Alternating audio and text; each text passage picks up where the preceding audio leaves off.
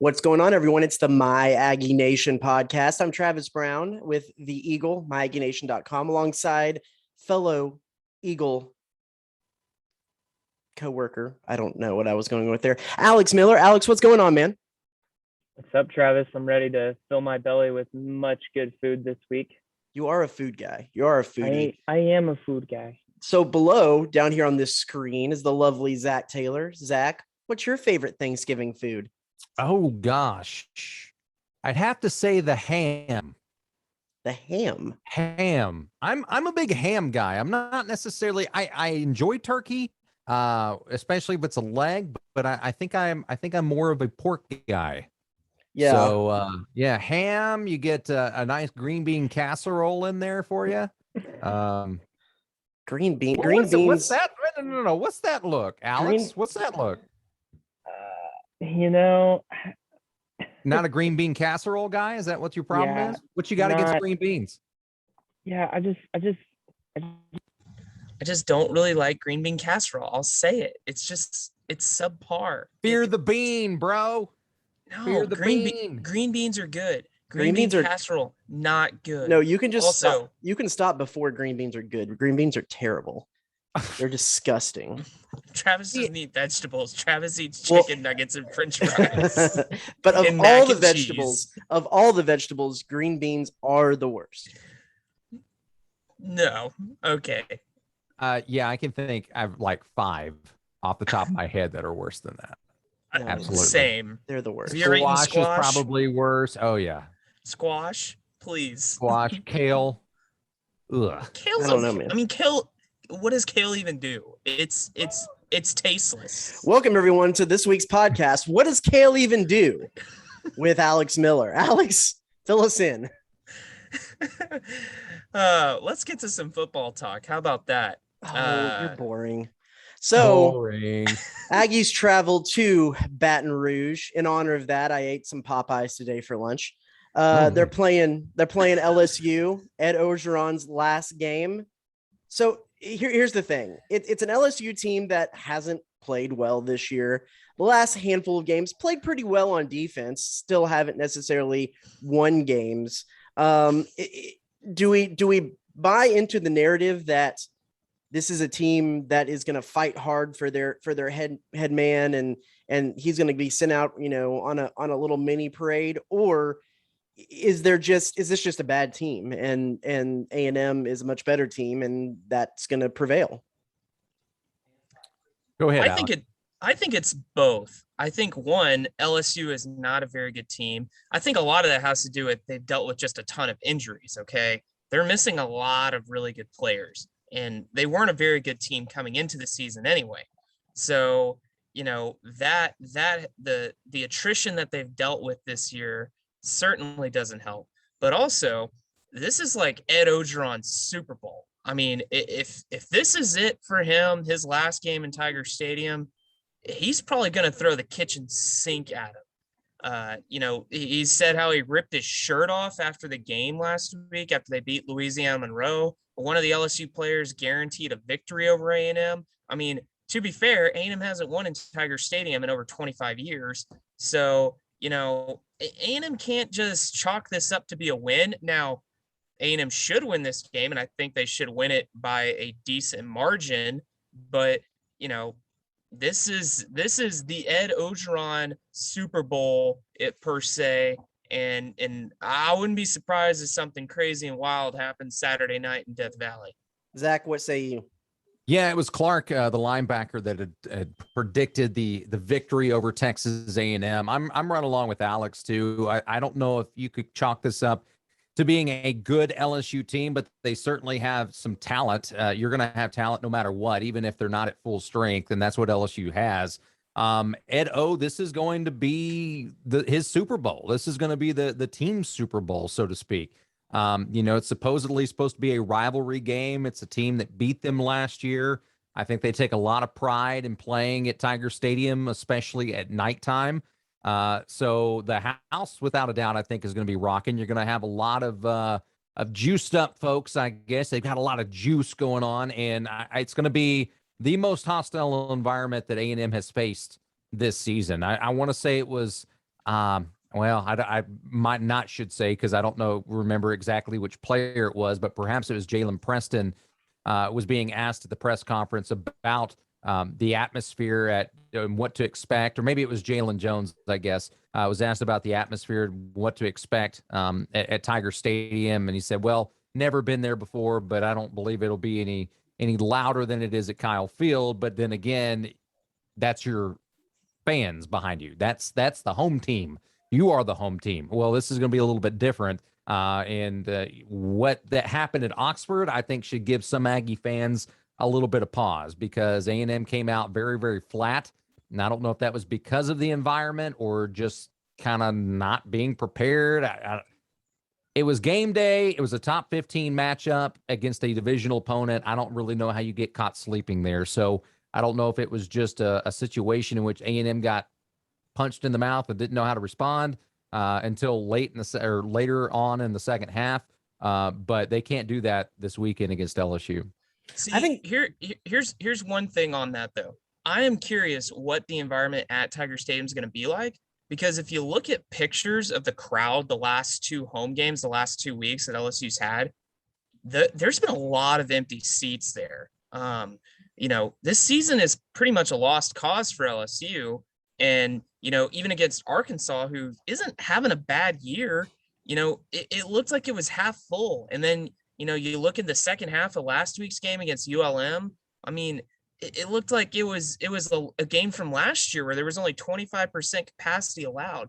So, with it being at Otron's last game, I don't know if the crowd shows up more, if it's A&M, the crowd shows up more, but I'm not convinced, though, that this will be the same Tiger Stadium experience that we've seen in previous years when A&M goes over there to play. Yeah, I mean, that was against ULM and Arkansas, though. I think that is true. That A&M brings a little bit more juice or a little bit more intrigue than maybe those two. Arkansas is a trophy game, but I don't know. Let's look at a little bit at the numbers. Total defense, LSU ranks 70th in the nation and 10th in the conference. They're averaging 379.1 yards allowed per game. Total offense 90. They're 12th in the conference, averaging 370 yards per game. The places where they can hit you is really the thing they've been the best at is team sacks and team tackles for loss. They're 21st and 22nd in that, 5th and 3rd respectively. They're averaging almost 3 sacks a game and at about almost 7 tackles for loss per game. Tough outing maybe for the offensive line. I know Kenyon Green a little bit banged up last game. We'll have to see. You would think he would be good to go in this. Might be one of the better tests for A&M's offensive line this season. I don't know if I would say that they have the best defensive line that A&M is going to face, but they certainly have a great run defense. So, I guess you could say that, and especially given the fact that it's going to be on the road, it matches up very interestingly for Texas A&M, and the fact that the Aggie strength is their run game, LSU's strength is their run defense. So what's going to happen? But strength is putting it one way, because they are rushing defense 57th in the country, 7th in the conference. They're averaging 144 yards per game. Yeah, I mean, they held Alabama to 6 rushing yards for the night. I think the leading rusher for Arkansas was KJ Jefferson, who was averaging 2.7 yards a carry. He had 41 yards. Dominique Johnson had 40 yards as well. So, I mean, I think LSU is a very formidable defensive front. What they're going to, and I think that what they're going to try and do, and what I think every opponent's probably going to do, is load the box and make Zach Calzada have to beat you with his arm. They're not going to allow any team to just run it down their throat. That's not how their defense is built. I think they've seen that can be a winning formula against A&M if the passing game has issues. And so unless A&M is able to get that sorted out, if they have it kind of like they did against Ole Miss, they could be in trouble. Do you have any faith in Zach Calzada on third down? Because something I kind of had thought about in that last game, when there's few things to pick out of a win out of Prairie View, in that the way Jimbo Fisher's offense works, it's ball possession. They want to establish the run. So you're going to face, when it works well, you're probably going to face a decent amount of third downs, but they're going to be third and short. Well, they faced a decent amount of third downs, but a lot of times they've been passing distances. And I just don't know. Kellen Mond, you had a confidence between Kellen Mond and Jalen Weidermeyer that they could convert on a passing play on third down when it matters the most.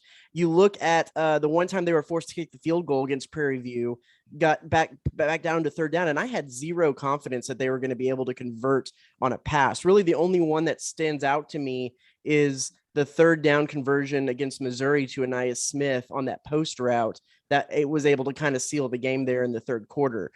Do you have any confidence in him on third down, or am I just kind of speaking more anecdotally than actually statistically? For me, in big game moments, has Zach made some big plays? Absolutely. Can you count on him to make those 80% of the time? I wouldn't say so. I don't think history has really lent itself to that, and especially on big time third downs when there's probably going to be some communication issues. A&M likes to take its time and getting the snap off. A lot of times it's right before the play clock hits zero. And so if he starts feeling pressure and gets happy feet in the backfield, it's going to be difficult for him to find open receivers. Now, here's the other side of that. You can see what A&M's receiving core has done this season, and the drops have been crucial in many situations. And so if A&M leads the SEC in drops. Yeah. So if he can somehow get on the same page with his receivers, and I'm not saying it's always been the receiver's fault. I mean, Zach has to make the right passes, but if they can get some kind of repertoire going, and we have seen that they can heat it up too. I mean, there's been instances against Alabama on that game-winning drive, even before that, in which he's been able to hook up with his receivers. They've kind of been able to develop this repertoire, I guess, or this relationship as they're going down the field. If he's able to mimic that on Saturday, then yeah, you like A&M's chances. But again, on third downs, I don't believe that this offense is built to be passing deep on third downs. Alex, I got some stats here first, but I want to hear your take. Yeah, it's kind of a mixed bag. Obviously, Zach has definitely gotten better as the season has gone on, and Zach kind of touched on Zach, I should say, kind of touched on it too. At times A&M's receivers haven't really helped him out. You mentioned last year how Jalen Weidermeyer was kind of a safety blanket for Kellen Mond, and Jalen's kind of had an up and down year. Sometimes he makes really big catches and sometimes he drops balls that are just kind of routine plays. I'll give Zach Calzada credit because last week, probably one of his best throws, at least of the season, came on a third down, that 33-yard touchdown to Moose Muhammad off that back foot. I mean, that ball had really good touch, and it was right in the perfect spot, going to the corner of the end zone. So, you have those plays, but then you have others where it's like, what's going on here? You don't really understand the development of that play, but yeah, it's definitely been some sort of a mixed bag. Whereas at least last year, A&M was definitely one of the better third down teams in the country. So Zach Calzada, according to SEC StatCat, our buddy over at SEC StatCat, on third down, Zach Calzada is 37.66 completion, has a 37.66 completion percentage just on third down, which is like by far last place in the SEC of actual starting quarterbacks. There's a few under him, but it's guys who have no more than 5 completions on the season. So yeah, he is by far the worst on third down. He also, A&M, it has the second highest drop percentage at 12% on third down as well. And so yeah, it's a combination of the two, but they just can't get themselves into passing downs on third down because they really haven't proven that that's something that they can really accomplish. Optimally for A&M, and big surprise here, and I think it would work for most teams, but you want to be able to control the clock offensively. Yes, you're going to have to throw it. but you're going to only do that so that you can open up the run game. I think that they'll have their biggest shots at getting into the end zone and creating good plays on the ground, but that's got to be open via the pass. So if they're able to do that, if they're able to chew up clock, and as you said, put together some short third down conversions, and they're able to, 1-2 yards, what have you. And then defensively, A&M going up against LSU's offense, which has not been, frankly, good this year. If the Aggie defense is able to hold in there for full 4 quarters, you kind of expect a game similar to Auburn, which was what A&M would want. Granted, you want the Aggies to get in the end zone, or at least A&M wants to find the end zone offensively. But defensively and just being able to control the game from that standpoint, that's how A&M wants to win this game. And, they do not want to get in a shootout. They don't want to be playing from behind. I think it's important. And I saw a statistic. I want to say that A&M under Jimbo Fisher is undefeated when leading at the end of the first quarter. So if the Aggies are somehow able to jump out ahead and kind of quiet that crowd and set the tone, you really like A&M's chances. Yeah. So let's get into 2 things here. Let's go around the wheel, because I kind of mentioned my key to the matchup is third down productivity or keeping third down to short yardage situations. What do y'all say that A&M needs to do to win this game? Go ahead. Oh, okay. I'll go ahead. I'll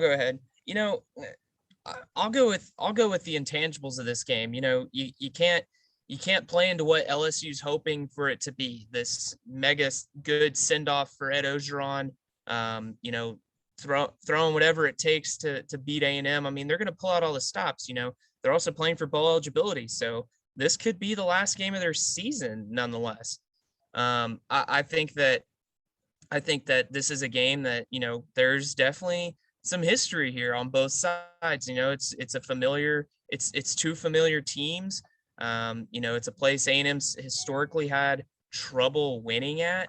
And, I think that on the field, certainly LSU has played better on defense. And so if you're A&M, you definitely want to establish that running game early and kind of do your thing with Isaiah Spiller and Devon Achane, and not have to get into those passing downs where you're relying on the arm of Zach Calzada, knowing that it's been pretty inconsistent up and down throughout the season on those big money downs. Alex, before we go to Zach, prediction? I'll take A&M like 28-7. I know that seems a little big, but I just think that A&M finds a way to win this game by a decent margin. Now, I wouldn't be surprised if it turned out to be kind of like last year's game where A&M won 20-7. I don't think A&M's going to score a ton of points, but I also don't think LSU is going to put up too many points on this A&M defense either. Zach, Keys, prediction? And I've kind of touched on it already. I think the key is for Calzada to find a rhythm with his receivers, for them to help him out a little bit on some 50-50 balls to make some big catches. Given what we saw from Moose Muhammad against Prairie View A&M, you would have to think that he's going to get some playing time this week, because throughout the entire season, how many guys on the Aggie receiving corps have really been making those kinds of catches and have been making those 50-50 catches and been able to go up and get it? So I think if Moose Muhammad will get some playing time, if that passing game can find its rhythm, then that will open up the running game, and I think that will lead to A&M being successful. So Calzada has to find a rhythm, because whether he throws 35 times or 15 times, he's got to be able to connect with the receivers. Prediction on this game, I'm going to say, I'm going to say 17-7 A&M. Interesting. I think it goes down, like I said, third down, got to keep third downs manageable. That's just something that they haven't necessarily been doing. That goes back to establishing the run. Like Alex said, Zach Calzada also, they can't turn the ball over. which is something you hear every time you talk about any keys to the game is win the turnover margin. They can't, I don't even think it's winning the turnover margin. They just can't turn the ball over, because that will give LSU some life when maybe they won't necessarily have it at points in the game. So prediction, give me Texas A&M, and it's going to be 27-21. Okay. It's going to be a close one. I think LSU there's going to be a little bit of fight there for old Edo. So let's wrap up this segment with this, because this is what the people really want. And it's something I was doing a little research on here in the last couple of days. Bowl games, because there's scenarios, there's games to watch. And if you want to stuff yourself full of ham and green bean casserole, not something I'll be doing, but if you want to do that, you can, and then curl up in your favorite lazy boy snuggie, wearing a snuggie, stretchy pants, and want to turn on that egg bowl. There is so many A&M bowl ramifications that are going to fall into that egg bowl. So let me run through these. You can object if you think, but this is how I see it, the potential possibilities going. There is one really outside chance that A&M makes the Sugar Bowl. And the way that happens is both Alabama and Georgia go to the college football playoff. So you need an Alabama win in the Iron Bowl.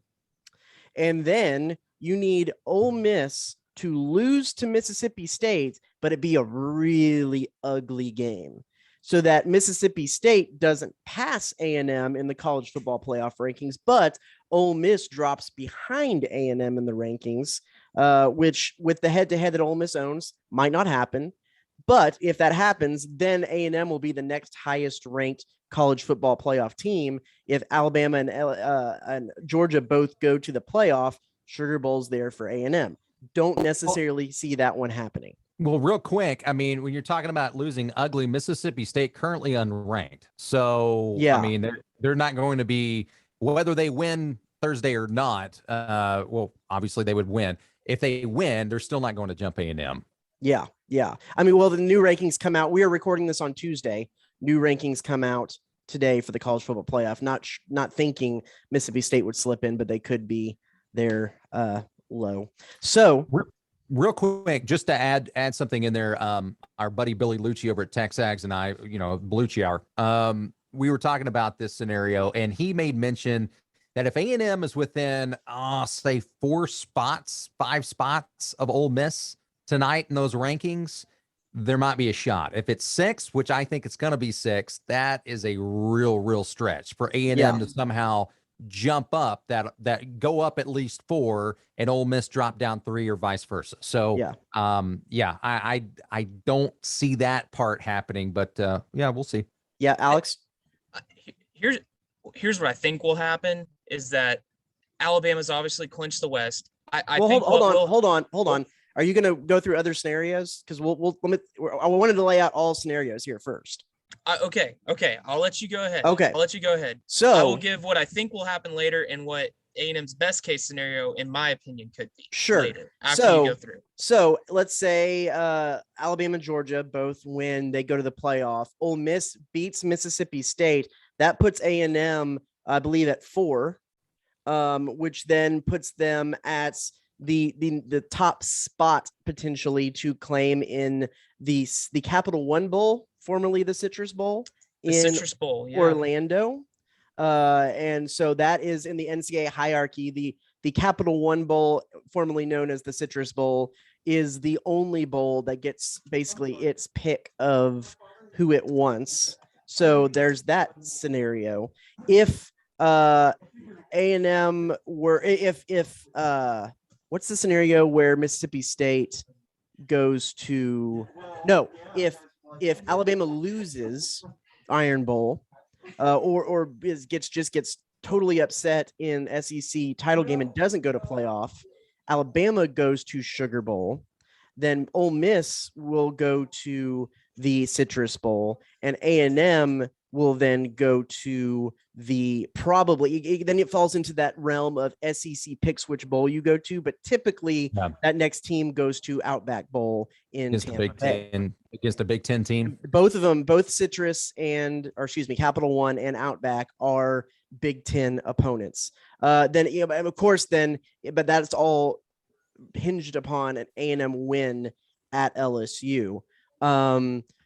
There is some other little scenarios. Those are kind of your best cases. If A&M loses, then you're looking at, you're in the realms of Music City, Liberty, Texas, those kind of bowl games. A&M has kind of already made the rounds through those once. So you kind of think, it seems like the SEC tries to kind of rotate people through as best they can. So those are kind of back in play. Okay, Alex, take it away. All right.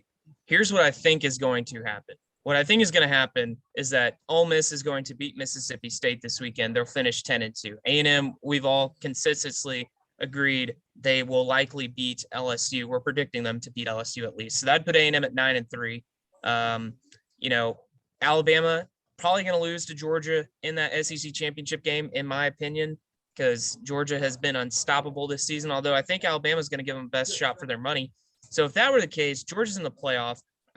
Alabama's probably in the Sugar Bowl, but a 10-2 Mississippi State team, they're definitely in an at-large bid for a New Year's Six Bowl, probably the Peach Bowl if I had to guess. And then at that point, that probably puts A&M in the Citrus Bowl. That's probably what you're looking at if you're A&M. Now, best case scenario for A&M is that Alabama upsets Georgia. They both make the playoff. Mississippi, Ole Miss, they get to be in the Sugar Bowl at that point. You're gonna need some help if you're A&M, but if chalk holds in the Big 12, Oklahoma State, they beat Oklahoma. Baylor loses, that could help A&M. You probably need some help in the Big 10, but you definitely need a little bit of chaos to happen, and A&M could potentially maybe sneak its way into a New Year's Six Bowl, but that is so highly unlikely. Yeah, I don't even know if we can tease that. I don't even think that would be certainly a chaos. Now, of all the seasons to have a chaos scenario, this is one of them. But this would be, but I don't see that happening. So no. I think A&M is destined for the Citrus Bowl, but who knows? There's still a lot of football to play. I do want to say something, though, with this weekend of games coming up. Say something, Zach. Say something. Say something. I'm giving up on you. I'm giving up on Michigan because I think that Jim Harbaugh and company are going to get run over this weekend against Ohio State. I don't even think it's going to be a game. I think it's Michigan State bloodbath like it was against Michigan State this past weekend. And I think Michigan is going to do an Oregon and drop 6 or 7 points because they got absolutely embarrassed. Meanwhile, I think, I tell you the game that I'm most looking forward to, besides watching A&M and LSU, is the Bedlam game, because I don't know who's going to win that one. I think that is a complete toss-up. I don't think it really matters that it's in Stillwater. I mean, yeah, you're at home for Oklahoma State. I think Oklahoma State is a decent team. I wouldn't say that they're an elite team. I definitely wouldn't say Oklahoma is an elite team. If OU plays the way that they had the last couple of weeks, I think Oklahoma State beats the Sooners, and the Sooners would drop below the Aggies. If the Aggies win this weekend, a 9-3 Texas A&M team would be above a 10-2 Oklahoma team. I just think that's the way that would work. I am going to say this about the Egg Bowl. I think that Mississippi State wins Thursday. I'm leaning that way a little bit too. I think that Mississippi State wins Thursday. I think the Pirate is going to dink and dunk his way past Ole Miss, and they are going to beat Ole Miss in the Egg Bowl. That being said, I do not think that Ole Miss will fall below A&M because of the head-to-head. I think the committee will still put it. Very well might be one spot ahead of the Aggies if they both finish 9-3, but I think Ole Miss will have one spot ahead of A&M, whether that be at 11-12, 10-11, whatever. So another thing that comes to mind is that if Alabama loses to Georgia and loses handedly, well, okay, here's a couple of questions for you. One, do you think a 2-loss Alabama team could still get in to the CFP? No. It would be the first. It would be the first. It would be the It first. would be the first. And if it's going to be a team, it would be Nick Saban and company. Like if they were to lose, I don't know, by 3 points or something to Georgia in the championship game. Okay, so that's the first one. The second one, if Alabama loses, you've got Georgia, Ohio State, and Cincinnati presumably would be your top 3 at that point. Then it's Notre Dame. Michigan, I believe, is going to get run over. So if Ohio State's in the picture, Michigan's not going to be in the picture. And then Oklahoma State. So a 1-loss Oklahoma State team versus a 1-loss Notre Dame team. Oh, by the way, OSU will also be playing in the Big 12 championship if they beat Oklahoma. Mm-hmm. So maybe you wait until the Big 12 championship game and see if Oklahoma State's able to beat OU again, or Baylor, I guess, at that point. Or do you does Notre Dame slip in there again and we see them get blown out by Georgia or whoever's number 1? Because it doesn't matter who they're going to play. Notre Dame's going to get crushed in the CFP. All valuable takes. I think in that scenario, it's definitely Georgia 1, Ohio State 2, probably Cincinnati 3, and then Oklahoma State 4. I personally would like that because I'd love to see an Ohio State Cincinnati semifinal game, just because they're in the same state. So, but I definitely think in that scenario, a Big 12 champion Oklahoma State gets in over Alabama for sure. Okay. Yeah, I think so too. Well, I think that's about all the time we have. We went pretty long. We hadn't, because of illness and crazy scheduling last week. We have not had a podcast in 2 weeks. We hadn't seen each other forever, guys. We just this is just a big virtual group hug for everybody, and just needed to last just a little bit longer. But the podcast is going to keep rolling on as I talk to Wilson Alexander and Leah Van of the Baton Rouge Advocate to break down some stuff from the LSU side, and that's coming up next. Are you